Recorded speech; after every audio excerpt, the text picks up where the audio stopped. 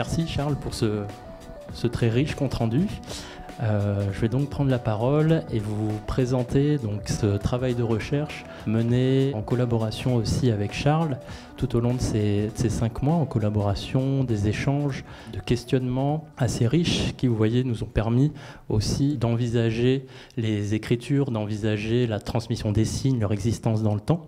Je vais déjà recontextualiser un peu notre résidence prospective graphique, donc, qui est une résidence mise en place par le Signe et l'Andra. Je recontextualise parce que ça fait également partie de ma méthodologie de designer, c'est-à-dire recontextualiser pour mieux envisager la globalité d'un projet. Donc c'est un projet de résidence qui a duré 5 mois. On arrive au terme de ces 5 mois de résidence qui nous ont permis d'avoir une évolution aussi.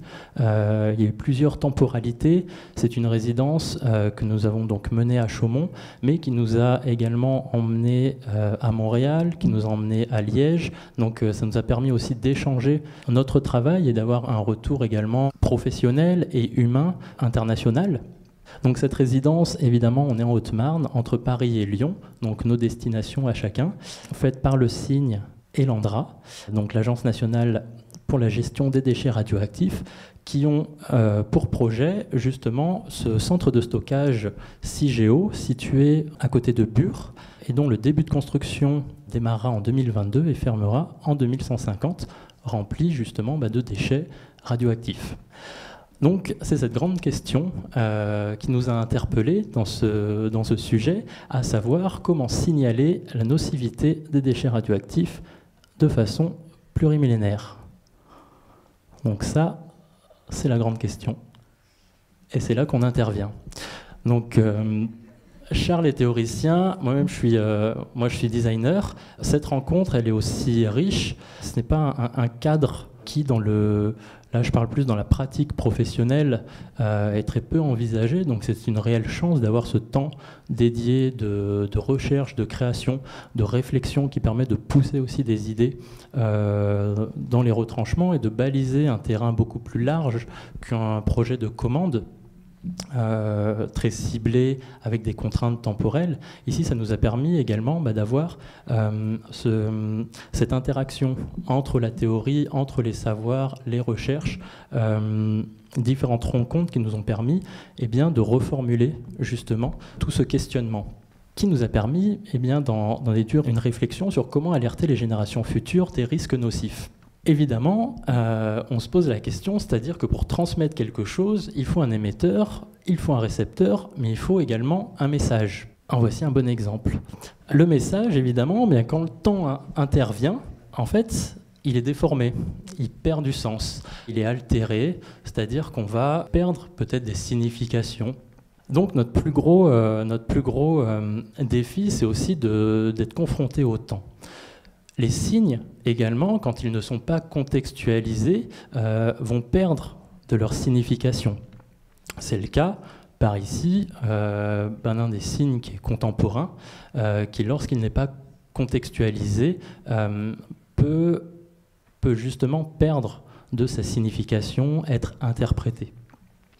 Donc le temps, c'est lui qui, pendant ces 5 mois, nous a interpellés et qui nous a rappelé justement ce travail de mémoire, un peu de perte aussi, qu'il va falloir envisager dans des temps futurs et surtout plusieurs temporalités.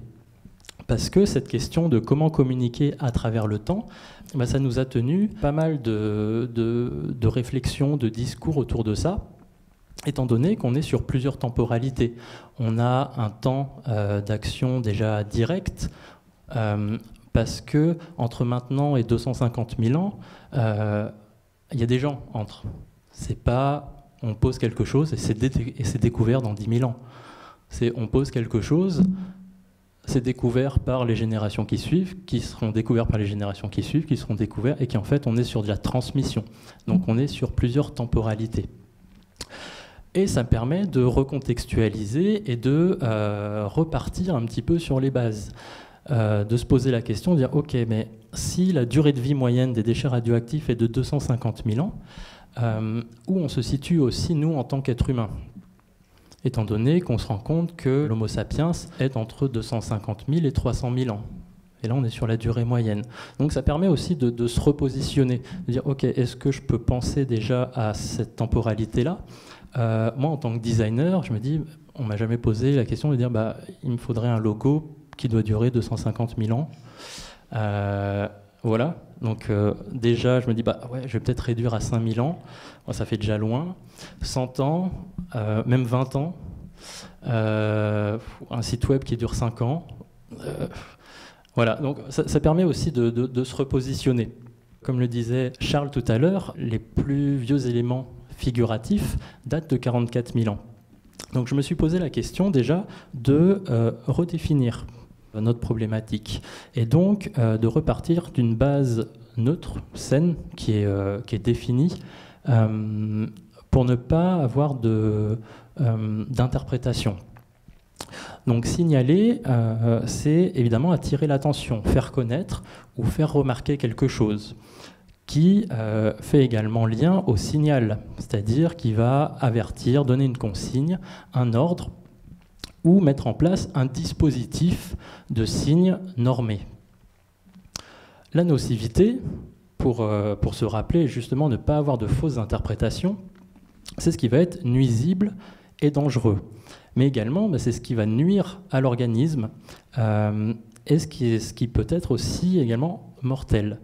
Le fait de faire ce travail de définition, moi, c'est quelque chose que je fais également dans mon travail de designer, c'est-à-dire que je repars un peu de manière naïve, mais sur de la naïveté, quelque chose de naïf mais créatif, pour justement repartir de la définition initiale et être dans une certaine vérité.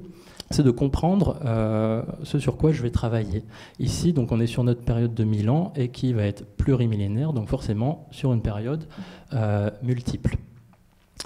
Évidemment, je me pose la question donc de cette prospective qui est d'imaginer donc le futur et de construire des solutions à partir d'un idéal. C'est une méthodologie qu'on rencontre rarement dans le métier de designer et qui ici, sur ce travail de résidence, m'a permis également de mener cette méthodologie. Du coup, j'ai défini un système méthodologique qui va me permettre de définir un temps de travail et donc dans un premier temps, cartographier les connaissances, ensuite pour comprendre les usages et les usagers, analyser, synthétiser mes découvertes, cartographier aussi les expériences prospectives, concevoir des solutions. Donc là, on a tout le déroulé, on va dire, de ma méthodologie qui vont permettre d'arriver à ce temps d'échange en fin de résidence pour pouvoir raconter le projet, pour pouvoir l'argumenter, le faire comprendre et le projeter aussi peut-être dans une réalité. Donc, pour resituer, je vais vous lire ma note d'intention. Donc, cette note d'intention que j'ai envoyée fin août et du coup qui nous a fait nous rencontrer avec Charles. C'est un peu le Tinder du graphisme, c'est-à-dire qu'on a été mis en relation parce que nos notes d'intention ont fonctionné. On ne s'était jamais rencontrés avant. Ça a matché. Voilà. Donc, je vais commencer à vous lire ma note d'intention. Et par une citation donc, du Dur désir de durer de Paul Éluard. Imaginez ce groupe de colocataires quittant la maisonnée et abandonnant aux nouveaux venus une partie de ses meubles ternis et bancals, volumineux et encombrants et qui plus est, infestés par une colonie de punaises de lit.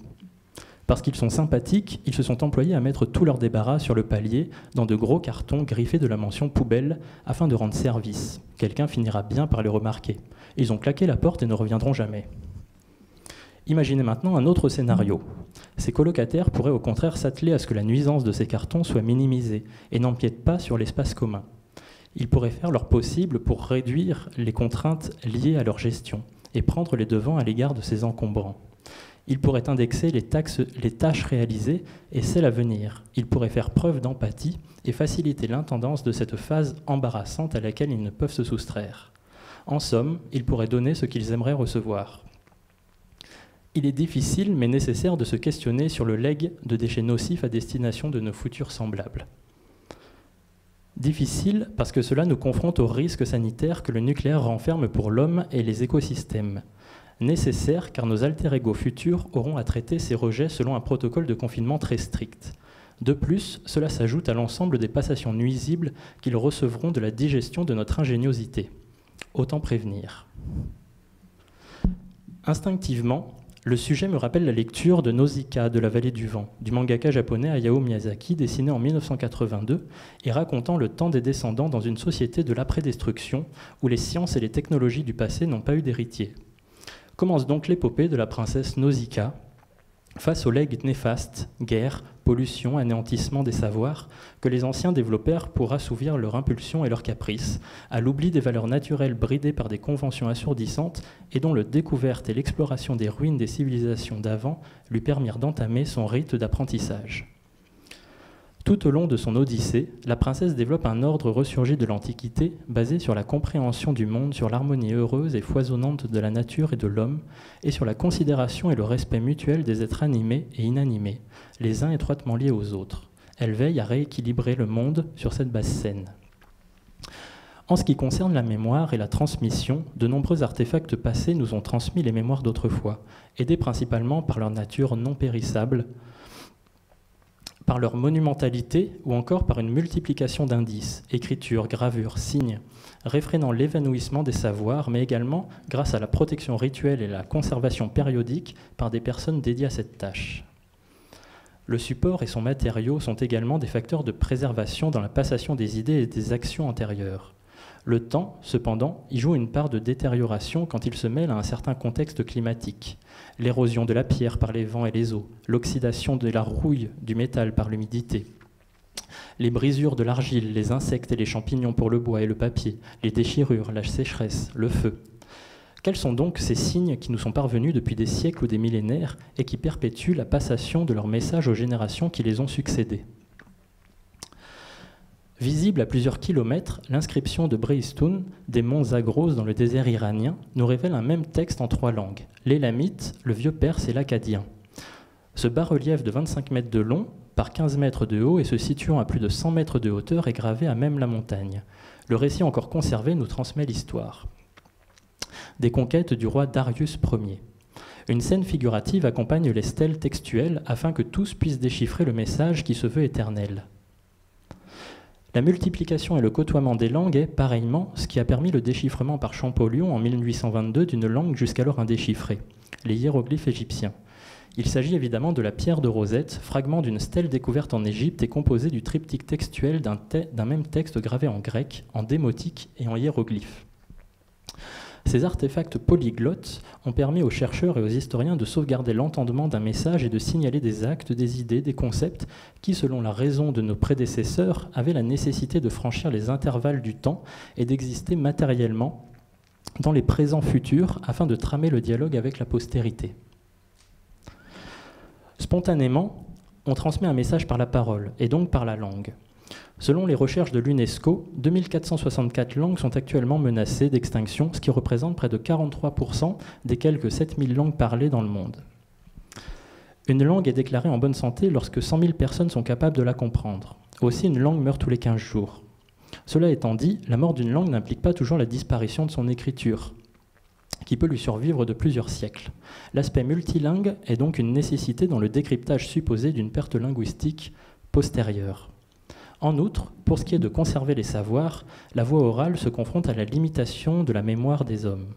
Dans le temps, la mémoire est changeante, fugitive et frêle. Elle laisse place à l'oubli ou à l'interprétation et s'éloigne de la vérité. La graphie ou système d'écriture appliqué permet au contraire de façonner la pensée, de signifier, de rendre signifiant une idée, un concept. Les mots écrits perdurent et participent à l'émancipation des générations futures. À notre époque, 5 écritures dominent de façon imposante: l'alphabet latin, l'alphabet cyrillique, l'alphabet arabe, les caractères chinois et l'écriture indienne. L'iconographie, quant à elle, synthétise une idée, un récit. Elle a la capacité d'être universelle et didactique. C'est le principe qui est employé sur la colonne Trajane de Rome et sur les premiers vitraux religieux au Moyen-Âge. Établies selon le format de scènes ajustées et mises bout à bout, elles déroulent la chronologie de leurs histoires respectives à qui les observe. La tapisserie de Bayeux est un parfait exemple de la combinaison de ces deux derniers outils de transmission, graphie et iconographie. D'une longueur de 68 mètres, la toile de la conquête retrace de manière figurative l'obtention du trône d'Angleterre par Guillaume, duc de Normandie, dit le Conquérant. Des inscriptions brodées en latin détaillent la bande narrative et historique de l'événement et en délimitent 58 scènes intelligibles. Cette écriture par l'image participe à subvenir à une compréhension basique de l'information discernée par tout un chacun. L'image, par ses signes seuls, raconte. C'est ce que soutient Christian Duverger, directeur du Centre de recherche sur l'Amérique préhispanique, quand il déclare concernant l'écriture idéographique maya, une écriture non phonétique permet de lire les signes dans toutes les langues. Ainsi, la richesse graphique des écritures figuratives, pictographiques, s'accroît lorsque des signes sont réunis les uns aux autres pour former des idéogrammes. C'est l'exemple actuel que nous retrouvons sur la majorité des outils de signalisation associant des signes graphiques, textuels, voire sonores pour indiquer un lieu, une direction, un repère, un avertissement, un danger, etc. Aussi, pour anticiper un futur dans ce contexte, il est d'un intérêt certain de questionner de manière chronologique la représentation des idéogrammes ayant pour fonction l'avertissement. Fond ou cerne rouge, forme angulaire et aiguisée, couleur flamboyante, gamme chromatique contrastée, de nombreuses caractéristiques graphiques ont permis de tout temps, par une économie irréductible, de signaler et d'avertir un danger imminent. Universelle encore est la famille des signes qui font peur ou qui mettent en garde, ce que traduisait déjà l'iconographie de la tête de mort dessinée sur le pavillon des navires pirates, aujourd'hui encore utilisée sur les pylônes électriques ou sur les symboles de système général harmonisé, qu'on retrouve ici. C'est le cas de la codification graphique de l'ADR, l'accord européen relatif au transport international des marchandises, dont la combinaison des signes graphiques, chromatiques et textuels se réfère à une base signifiante. Sans cette dernière, quelle différence comprendre entre un aplat et une rayure, entre une valeur de 2 et une valeur de 5.2, entre un pictogramme blanc et l'autre noir? Il est essentiel de faciliter des contresens, de faciliter l'accès de notre mémoire aux descendants et de se défaire des contresens et de limiter les risques liés à l'oubli.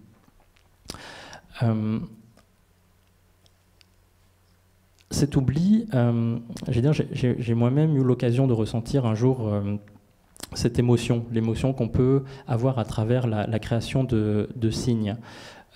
Parce que pour cela, il faut réduire méthodiquement les paliers de déchiffrement afin d'augmenter l'accessibilité à l'information, hiérarchiser et organiser l'ensemble des informations importantes, soustraire ce qui est évident et ajouter ce qui a du sens, et fuir l'austérité et joindre de l'émotion. Du coup, cette émotion, moi je l'ai ressentie dans le jardin de mes parents en Ardèche, où il demeure une empreinte palmaire de dinosaure sur une grande pierre laissée. Là, il y a des milliers d'années et toujours visible de nos jours. Le fossile possède un grand pouvoir émotionnel pour mettre en dialogue les êtres entre eux. C'est une trace du passé, physique et palpable. Elle surpasse l'esthétique du matériau. Elle nous connecte plus puissamment avec son auteur qu'une quelconque gravure ou marque faite par lui-même. Un pouvoir expressif, presque magique, né du signe fossilisé, parce que c'est une part de vie qui traverse manifestement les âges. On aura également en tête ces insectes plurimillénaires, prisonniers de leurs cellules d'ambre, renfermant de précieux témoignages et dont leurs observations marquent une ambivalence si singulière. Sur la frise du temps, ces fossiles prennent place entre l'instant et l'infini, exacerbant la proximité et la distance qui nous partagent. C'est-à-dire que ces éléments, je vais avancer pour gagner un petit peu de temps, cette base, en fait, avant d'arriver à Chaumont, j'ai pu mettre en place une réflexion qui allait guider tout mon travail de recherche au sein de cette résidence. Et d'en tirer une chose aussi importante, c'est la construction de signes images et de signes écriture. Parce que l'aperçu des différents outils de signalisation que nous avons pu voir là juste avant, nous montre que l'être humain s'est employé à faire voyager à travers le temps et l'espace des messages importants, comme les lois, les décisions des chefs ou celles des dieux. Par leur clarté, leur aptitude à être déchiffrés immédiatement et par tous, leur économie de sens et leur absence d'ambiguïté, le signe-image et le signe-écriture ont traversé les âges. Cette question du signe, je me suis donc intéressé à comprendre l'univers dans lequel j'allais aussi me projeter à travers cette résidence. Je suis donc parti de ce signe connu par tous, et donc qui est le trèfle de la radioactivité, qui est un symbole dessiné en 1946, qui a été dessiné préalablement sur un fond bleu et de couleur magenta, qui rapidement, en 1948, a été redessiné pour travail de contraste, on va dire, et qui est resté la norme jusqu'à la fin des années 50, qu'il a été normalisé, et donc par la réglementation fédérale aux États-Unis. Mais on peut toujours voir ce format aux États-Unis. Donc ce symbole, je me suis posé la question de sa variabilité, et donc toutes les variables aussi possibles. Je suis parti déjà d'un existant avant de m'intéresser au passé, avant de m'intéresser aux signes qui ont traversé l'histoire. C'est déjà de comprendre comment le symbole existant va pouvoir être actualisé. Étant donné qu'on en parlait en amont de cette résidence, il y a des déchets plus ou moins radioactifs, avec plus ou moins d'activité, avec des vies longues et des vies courtes. Ce qui m'a permis de définir deux variables, donc la radioactivité et les demi-vies radioactives, et de pouvoir, de cette manière-là, avoir un aperçu et donc faire référence à ce qu'on a pu voir aussi précédemment, avoir des valeurs visuelles, avoir déjà des indices qui nous informent sur une dangerosité et sur une valeur plus ou moins forte visuellement. Et je me suis également posé la question de quel signe pour quel danger. C'est-à-dire, avant d'imaginer des signes ou des symboles, c'est quels sont ceux existants, quels sont les signes contemporains, est-ce qu'on les connaît déjà? Parce que ce sont les signes internationaux. Donc on en reconnaît certains, d'autres restent encore... Je vous donne les réponses. On a le danger laser, la pollution lumineuse, les ondes radio, haute tension, danger biologique, la radioactivité. Donc ce sont quand même des signes qui sont internationaux. Et de se rendre compte aussi que déjà dans leur symbolique ou dans leur compréhension, tout n'est pas aussi transparent que ce que leurs inventeurs ou les graphistes ont mis en place veulent donner. Ce qui m'a permis, moi de mon côté, de me replonger un petit peu sur un travail d'enquête. Et donc un travail d'essayer de baliser un petit peu le terrain. Et avant même d'arriver en résidence, de commencer à tenir un petit peu des carnets. C'est une sorte de vadémécum, c'est un d'éléments que je gardais avec moi et qui me permet de me renouveler à chaque fois et d'aller puiser des références, que ce soit sur des outils de transmission, sur des symboles, beaucoup de symbolique aussi, beaucoup d'éléments signifiés, de signes, d'éléments liés à la nocivité, d'éléments liés à la transmission. Est-ce que les signaux sonores peuvent également exister? Quels sont les signaux? Est-ce qu'une enseigne est un signal? Donc ça, c'était avant d'entamer justement cette résidence. Et en parallèle, j'ai pu la continuer ici, d'avoir aussi sur ces expressions, sur ces matériaux existants, comment communiquer déjà aux générations futures, quoi leur dire, parce qu'on n'est pas sur un projet de commande en design graphique, c'est qui est le public, est-ce que ce sont les ingénieurs et les chimistes qui travaillent actuellement? Est-ce que ce sont les futures personnes qui travailleront, les futures personnes qui découvriront?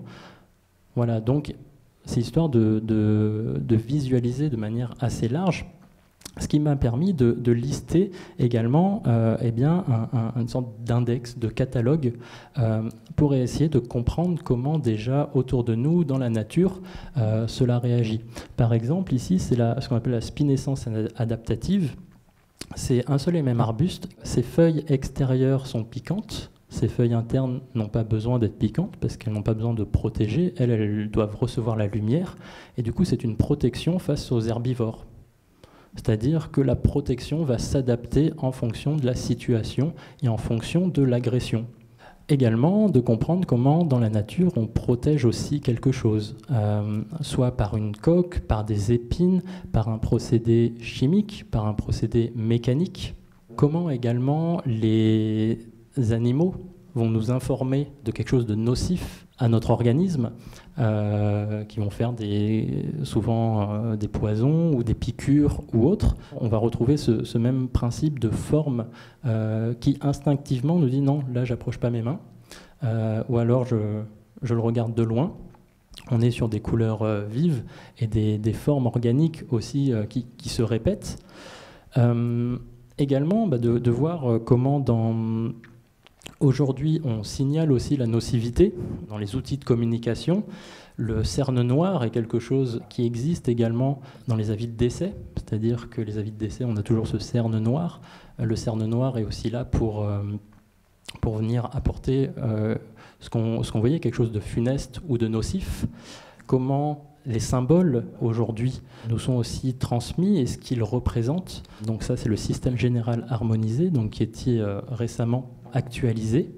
Également, ça m'a permis d'envisager avec le travail de Charles, donc les écritures qui sont encore indéchiffrées, de pouvoir les situer, de pouvoir également situer les outils de déchiffrement, tels que la pierre de Rosette, de pouvoir aussi envisager les messages qui devront être décryptés.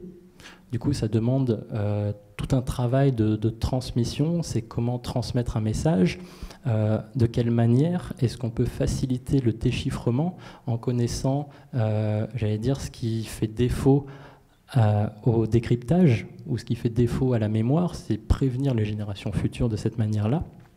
Et donc, forcément, se pose la question de est-ce que c'est une bouteille à la mer ou non, à qui on s'adresse, qui va les réceptionner, comment.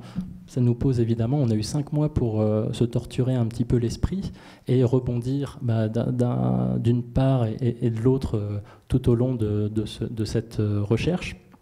Mais évidemment, d'envisager s'il fallait signaler en surface, qu'on appelle des marqueurs de surface, un puits d'enfouissement enfoui à 500 mètres sous terre, pour dire non, n'allez pas de ce côté-là, ne creusez pas, etc. Est-ce que dans la nature, on va avoir aussi des éléments qui vont être signifiants, qui vont porter aussi des valeurs qu'on va retrouver dans des architectures, qui vont pouvoir également être des lieux qu'on va pouvoir situer, qu'on va pouvoir marquer, également des éléments monolithiques qui vont avoir des formes particulières, qui peuvent être des formes rappelant une dangerosité. Donc c'est vraiment un travail d'archives, d'indexation avant de commencer les recherches. C'est un magazine et un catalogue d'idées liés. C'est un catalogue appliqué, en réalité, qui va permettre d'aller puiser des éléments pour pouvoir répondre et trouver une solution.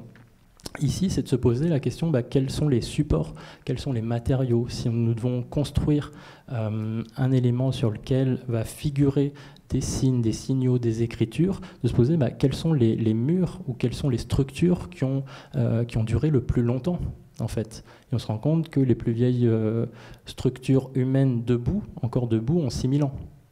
Il y en avait avant. C'est juste que le matériau n'existe plus. Je ne parle pas de grottes. Là, je parle vraiment d'éléments construits.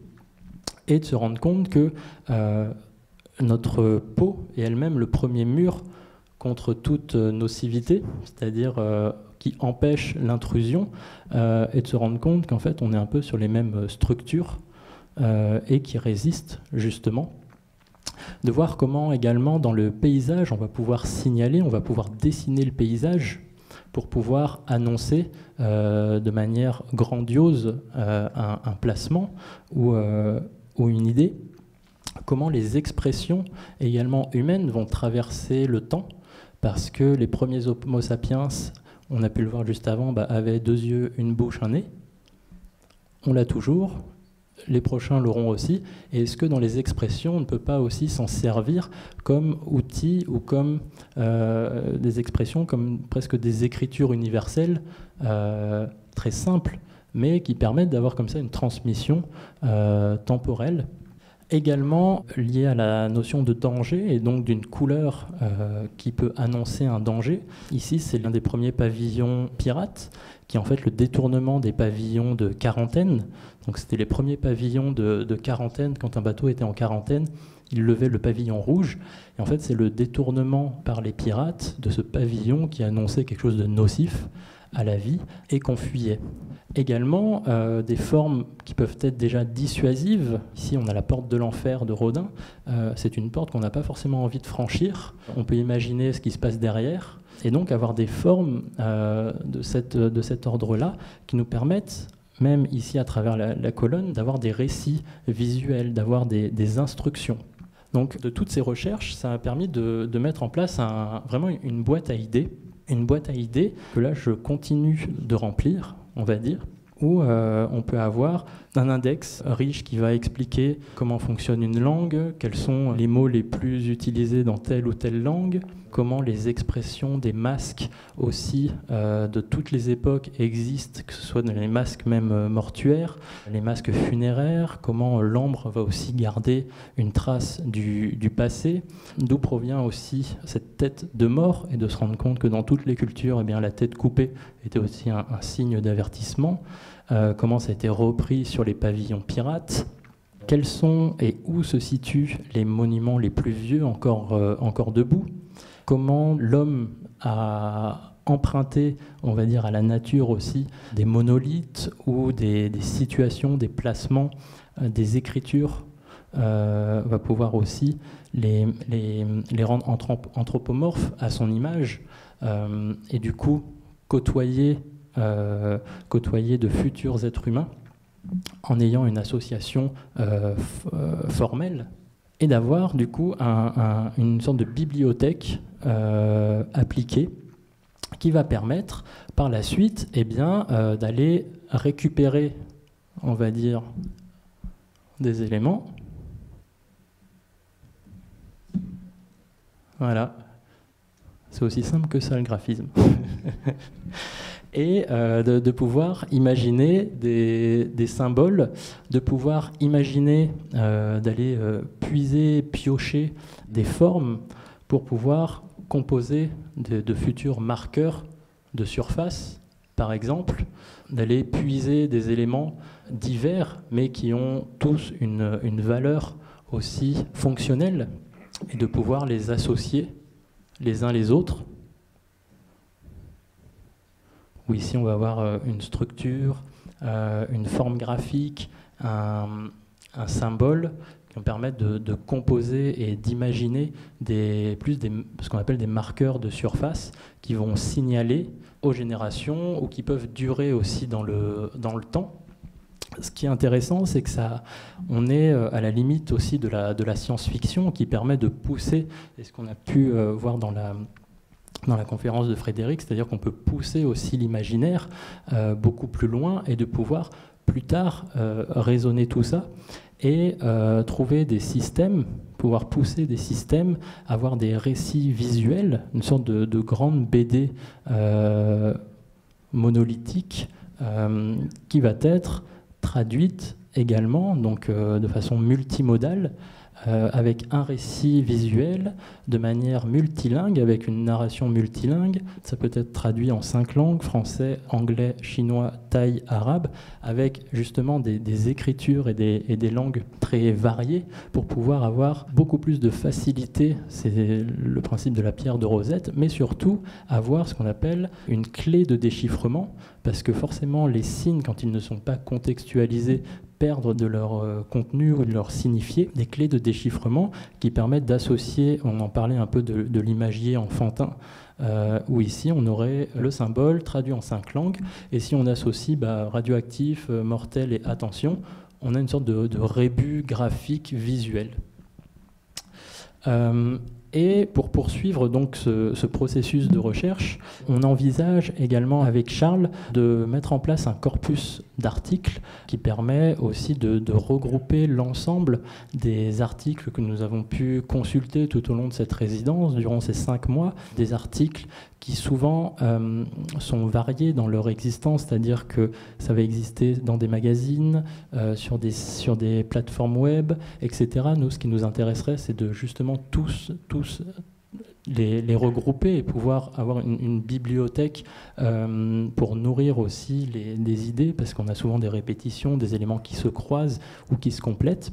Également, cette résidence nous a permis, je disais en amont, de pouvoir aussi prendre du recul sur ce travail, c'est-à-dire nous sommes allés là avec Charles, grâce aussi au financement de l'ANDRA, à Montréal, présenter notre travail, donc à l'université, à l'UQAM, durant la journée d'études, le design graphique au XXIe siècle, étudier, créer, agir, où nous présentions justement dans la notion agir les prémices de notre projet, avec des retours qui étaient assez enthousiastes justement, qui nous ont permis d'envisager d'autres expériences, des ateliers, même de mener notre future exposition là-bas. Donc on est aussi très content de cette expérience, de pouvoir partager également à travers une conférence au Festival de graphisme de Liège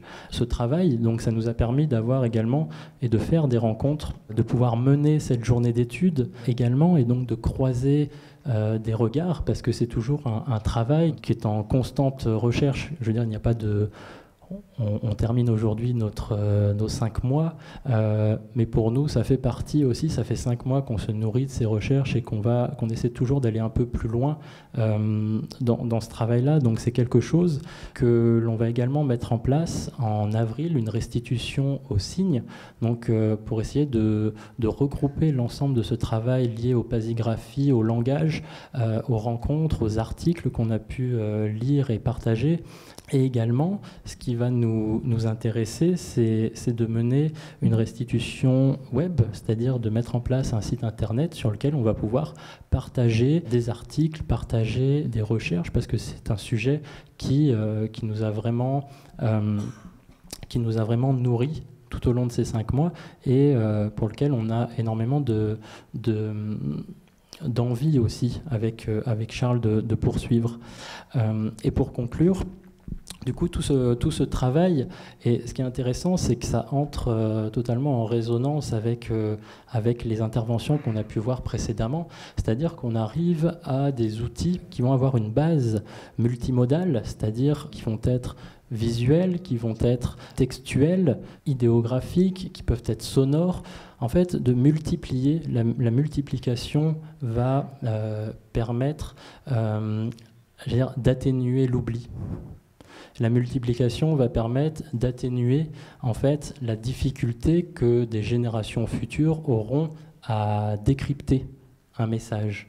Donc ça, c'est un travail, moi personnellement, que je me suis, qui m'est venu au fur et à mesure de mes recherches.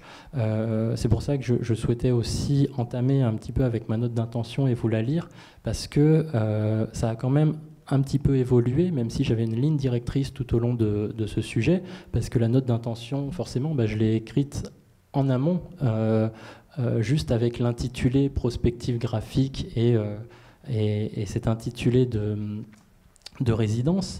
Et en fait, ces 5 mois m'ont permis vraiment d'arriver à... et d'affirmer le besoin aussi que dans cette transmission, dans cette création de signes, même en tant que designer, en tant que théoricien, que linguiste ou autre, d'avoir une multiplication en fait d'éléments, parce que c'est cette multiplication qui permettra de faciliter ce travail de déchiffrement et de pouvoir communiquer avec les générations futures. Voilà, merci à tous.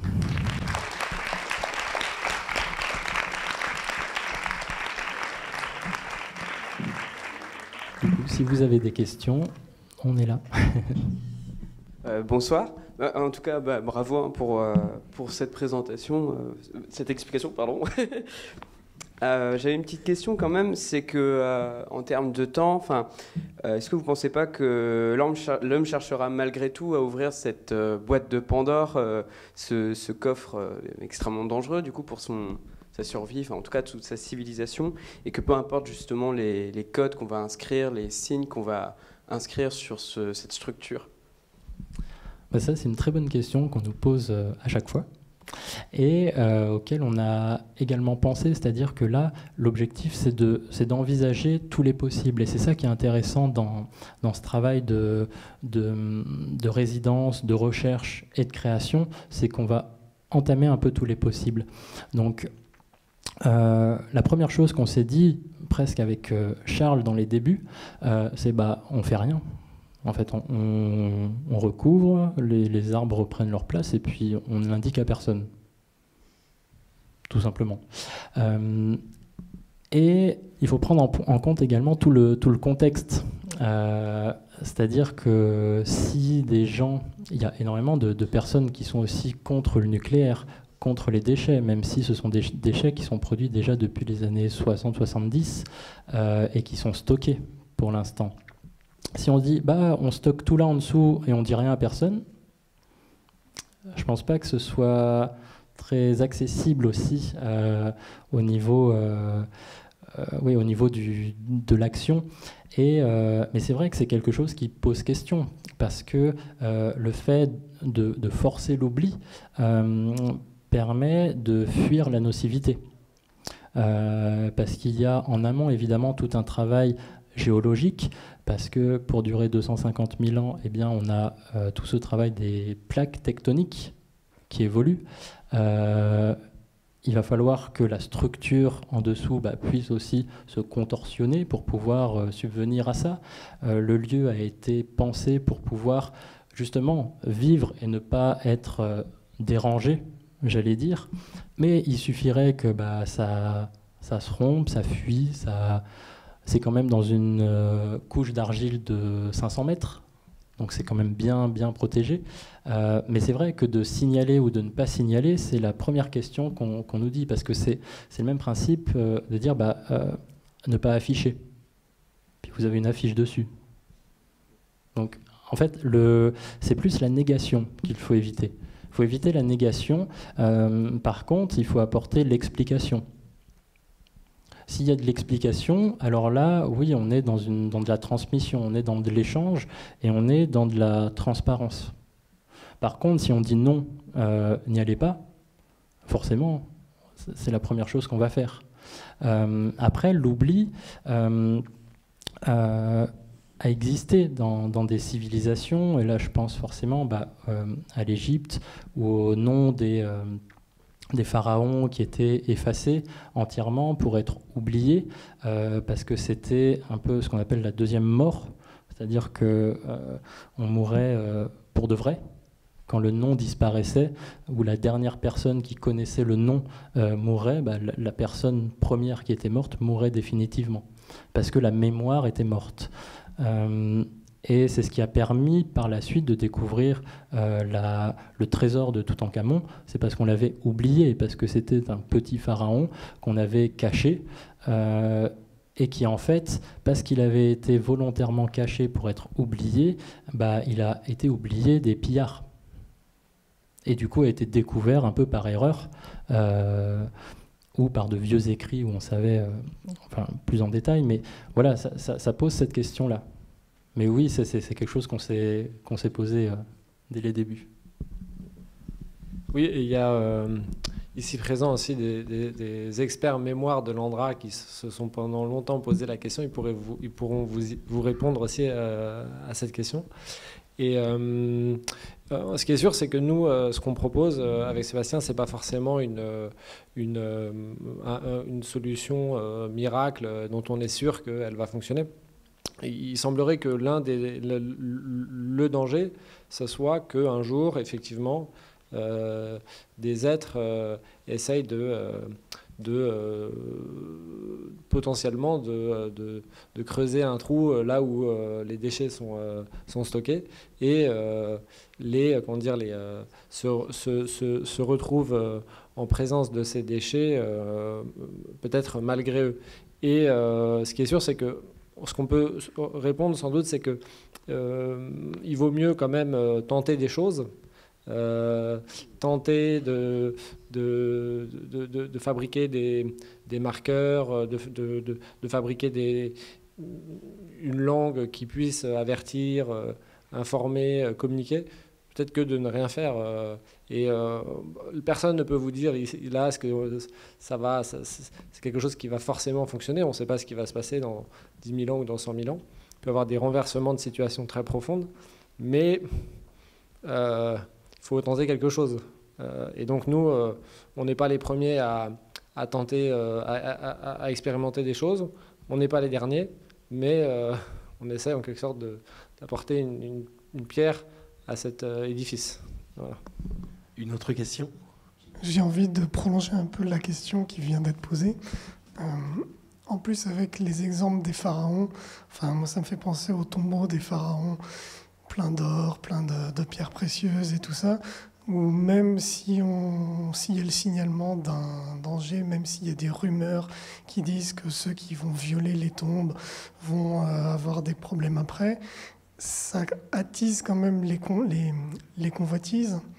Et la question que je me posais en voyant les propositions, c'est que finalement, il y a des messages qui signalent un danger, mais à moins d'une erreur, je n'ai pas vu de message qui explique pourquoi et qui explique exactement ce qu'il y a à 500 mètres.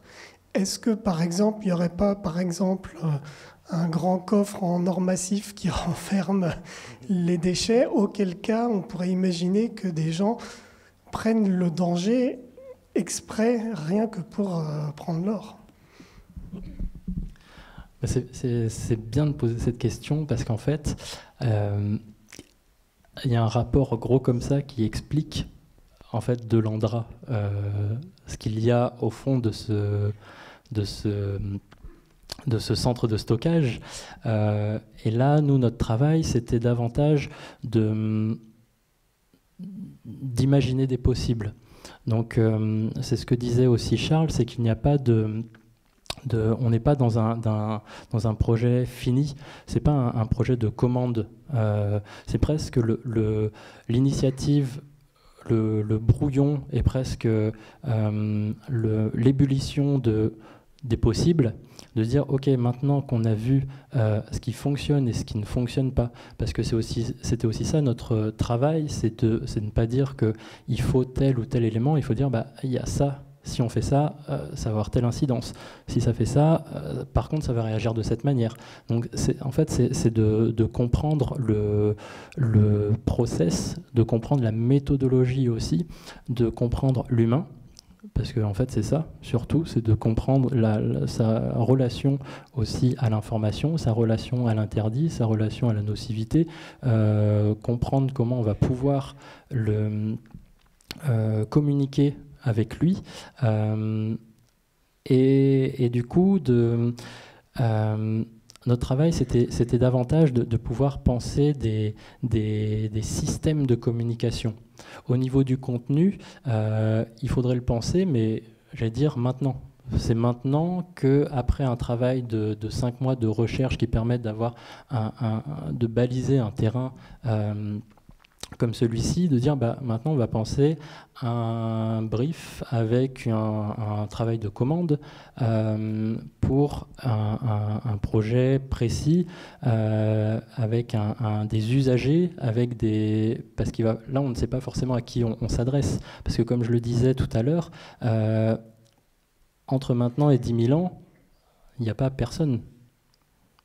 C'est aussi ça, c'est-à-dire que les premiers qui vont devoir employer ces outils, c'est les personnes qui travaillent à l'Andra.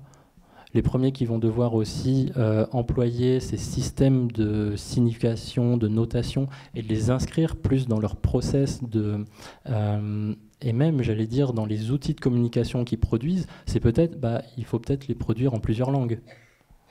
Et donc, commencer déjà par des petits éléments pour pouvoir les imbriquer directement au sein du travail contemporain. Et de ne pas se dire, on va penser pour... je veux dire, même nous, on ne verra pas l'aboutissement du puits d'enfouissement. Les personnes qui y travaillent ne le verront même pas. C'est les prochains qui viendront travailler, des générations qui ne sont même pas encore nées. Donc c'est aussi ça, c'est un travail qui dure dans le temps et c'est un vrai défi, même humainement, mais en tant qu'aussi designer, d'avoir une problématique comme celle-ci. Et on se l'est souvent dit, même dans les débuts avec Charles, 5 mois, mais c'est large. Mais pas du tout, parce qu'en fait, on creuse et on retombe sur d'autres choses. Oui, pour réagir aussi à cette question. Alors, des textes sur cette question, je pense qu'il en existe aussi. Enfin, on en a vu, on en a lu des textes, on va dire, qui expliquent les raisons pour lesquelles il ne faut pas pénétrer dans ce lieu, etc. L'Andra en a produit. Peut-être que là, c'est une sorte de deuxième défi, en quelque sorte, qui est un défi plus littéraire, qui est de savoir comment expliquer, comment trouver les mots justes pour expliquer l'interdiction, et pour ne pas l'expliquer de façon trop sentencieuse, hein, c'est ce qu'on disait, mais peut-être de l'expliquer de façon à ce que ça fonctionne. Ne pas l'expliquer de façon à ce que ça donne envie. C'était le texte de Lyotard dont j'ai parlé, c'est Intrigué ou le paradoxe du graphisme. L'idée que le graphisme, l'une des difficultés avec le graphisme, c'est que c'est quelque chose qui intrigue. Et que parfois le graphisme peut avoir un rôle, une sorte de rôle contre-productif. On nous dit, effectivement, ne pas afficher, ça donne envie d'afficher parfois, etc. etc. Et puis aussi, il y a différentes choses. Il y a la question des marqueurs, qui sont sans doute qui sont nécessaires et sans doute indispensables. Et puis aussi la question peut-être de la formalisation alors à la fois de méthodes, on le disait, Sébastien le disait, multiscript, écrire ce texte en plusieurs langues, enfin avec plusieurs écritures, dans différentes langues et avec plusieurs types d'écriture. Et puis pourquoi pas penser aussi, initier aussi la formalisation d'une écriture qui pourrait, qui serait en quelque sorte aussi d'une certaine façon la suite de ce projet. Une écriture qui pourrait, en quelque sorte, être aculturelle, qui pourrait transcender un peu les langues et les nations. C'est une solution possible. À vrai dire, je rejoins un peu Neumeyer quand il dit que c'est sans doute la seule solution. Mais après, ça se discute. Voilà. J'ai une autre question à propos des 3 mots qui terminaient le slide précédent. Donc ça doit être multimodal, multisupport et multilingue. Voilà, très bien. À force de multiplier les choses, est-ce qu'on ne les rend pas trop complexes et trop impénétrables? Comment faire pour garantir que même en multipliant tous les messages et toutes les formes, le message reste audible, enfin reste compréhensible? Et ça, c'est le travail du designer. J'allais dire d'harmoniser aussi les supports, d'harmoniser l'ensemble des informations. C'est aussi notre travail là, et moi ici en tant que designer, de combiner ça. Et ici, pareil, j'ai fait le choix de 5 langues. Parce que si on part on pourrait en avoir énormément. Moi, ce que j'ai fait, c'est surtout de sélectionner des langues qui n'avaient pas les mêmes syntaxes, des langues qui n'avaient pas les mêmes formes graphiques, pour multiplier en fait les possibilités de pouvoir décrypter le message. Donc, c'est essayer de trouver des formes assez différentes pour éviter que, parce que le français et l'anglais sont assez proches au niveau étant donné que là, la situation est en France, j'ai multiplié, j'ai fait le français, l'anglais, on pourrait définir justement et hiérarchiser. Donc c'est tout le travail du designer de hiérarchiser l'information, mais justement d'avoir des langues qui aient une graphie, enfin des écritures qui aient une graphie et justement une syntaxe et une construction assez différentes pour ne pas disparaître l'une et l'autre en même temps. Et pourquoi pas le Volapük, l'heptapode et l'odotrachie? C'est à envisager, parce que c'est vraiment... Enfin, on a des langues, on a des constructions, et on a eu 5 mois. Et je pense que ça nous a aussi contraints dans le choix de la transcription et de la traduction, j'allais dire, de ces langues. Mais c'est ce que disait aussi Charles, c'est plus tard de pouvoir travailler et d'ouvrir au niveau de la linguistique, au niveau des formes graphiques, de travailler justement sur la base Unicode qui permettent d'ouvrir ce travail lié aux graphies. Donc il y a un réel travail. Là, on a... c'est les prémices en fait. Cette résidence, c'est vraiment une sorte de prémisse et de marque de départ en disant voilà, on lance aussi des idées. On est dans un partage lié à 5 mois de réflexion. 5 mois de réflexion qui ont permis de partir un peu dans tous les sens et qui sont des productions critiques, c'est-à-dire qui ont pour objectif d'être remises en question. Parce que si je me dis que j'ai trouvé une solution en 5 mois, non, enfin, c'est pas comme ça que ça fonctionne aussi. C'est-à-dire que le travail, c'est initier quelque chose et qui est un échange, qui est une interaction, parce que c'est le dialogue et la conversation qui va permettre aussi d'échanger et de créer des liens entre des langues, entre des idées, entre justement des choses qui se transmettent dans le temps. Donc pourquoi pas le Volapük et puis l'espéranto aussi. En fait, il y a aussi l'idée que en fait, l'histoire nous a aussi montré la fragilité des langues parlées. C'est que tu le sais bien en tant que linguiste, le fait qu'elle bouge beaucoup, qu'elle mute, que les mots changent, que il y a la question, les mots ils ont une dénotation puis ils finissent par être emportés par une nouvelle connotation. Et du coup, il y a peut-être une réserve à avoir avec peut-être, c'est pas forcément une solution impossible, mais peut-être qu'il y aurait une réserve à avoir vis-à-vis des langues parlées. Et peut-être que l'Andra et le signe se sont associés aussi parce qu'il était question de signes graphiques. Et il y avait l'idée que est-ce que le graphisme ne serait pas potentiellement plus périn que le langage parlé. Alors là aussi, c'est des discussions. L'histoire a tendance à le démontrer. Mais on ne sait pas de quoi sera fait l'avenir. Oui, merci. Et finalement, pourquoi pas une langue des signes, comme passigraphie? Comment la question que je me pose tout d'un coup là, c'est comment on écrit radioactivité, enfin comment on dit radioactivité en langue des signes. C'est une question piège. Ou ne pas creuser, ne pas entrer. C'est un petit peu la raison aussi de l'invitation qu'on a eu envie de faire.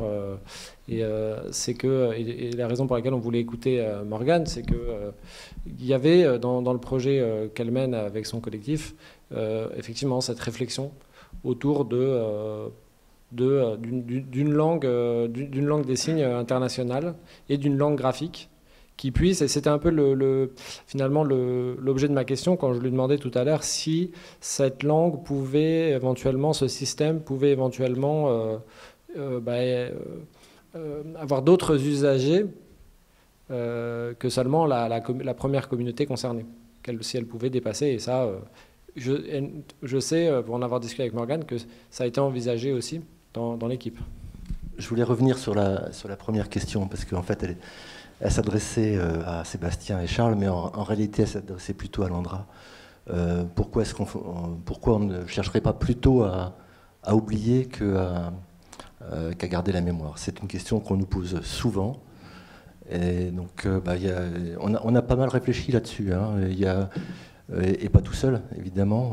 On a beaucoup réfléchi aussi à l'international. Je ne vais pas dire qu'il y a un consensus absolu, mais il y a quand même une grande majorité qui se dégage. Alors, les éléments de réponse, c'est déjà, il faut de toute façon faire des efforts pour transmettre la mémoire à nos successeurs immédiats, et qui eux-mêmes le transmettront sur quelques générations. Ça, parce que dans l'immédiat, il faut absolument continuer à surveiller les stockages. Et donc, on doit garder la mémoire à court terme, je pourrais dire. Court terme étant l'ordre de quelques siècles, ce qui est déjà quand même pas mal, mais ça reste du court terme pour nous. Et donc, décréter qu'on va l'oublier à un moment donné, ça devient difficile. Si on fait tout ce qu'on peut pour transmettre à court terme, on ne va pas en même temps pouvoir faire tout ce qu'on peut pour stopper à un moment donné. Ça, c'est une première chose. Et puis une deuxième chose, c'est la dimension éthique, tout simplement. La position qu'on a, c'est de transmettre la mémoire de façon à protéger, bien sûr, les générations futures, mais c'est pas le premier niveau de protection. Le premier niveau, c'est de la conception du stockage elle-même qui limite l'accès aux déchets, mais aussi transmettre la mémoire pour les mettre en capacité eux-mêmes de prendre leurs propres décisions. S'ils veulent creuser, après tout, c'est leur affaire, et nous, on ne les empêchera pas. Mais au moins qu'ils sachent à quoi ils doivent s'attendre. C'est une question éthique. C'est la liberté d'action des générations futures, tout simplement. Voilà. Et puis, ce que je voulais dire aussi, c'est que Sébastien et Charles, la question qui leur était posée, c'était pas transmettre la mémoire des déchets radioactifs, parce que ça, c'est un sujet extrêmement vaste. C'était une signalétique pérenne de la nocivité des déchets. Donc c'est pour ça qu'ils ont focalisé leur réponse sur la signalétique. Je voulais remercier chaleureusement Sébastien et Charles, en fait, de nous avoir proposé cette journée d'études, puisque c'est eux qui l'ont portée. Remercier leurs invités, Morgane, Frédéric. Remercier Jean-Noël aussi pour sa venue et d'être venu en contact avec nous, comme je le disais ce matin, pour essayer justement de faire quelque chose d'un sujet qui nous préoccupe et qu'il est, comme je le signifiais ce matin, urgent de traiter. Donc merci à toutes et à tous, et on peut dire que c'est fini. Au revoir.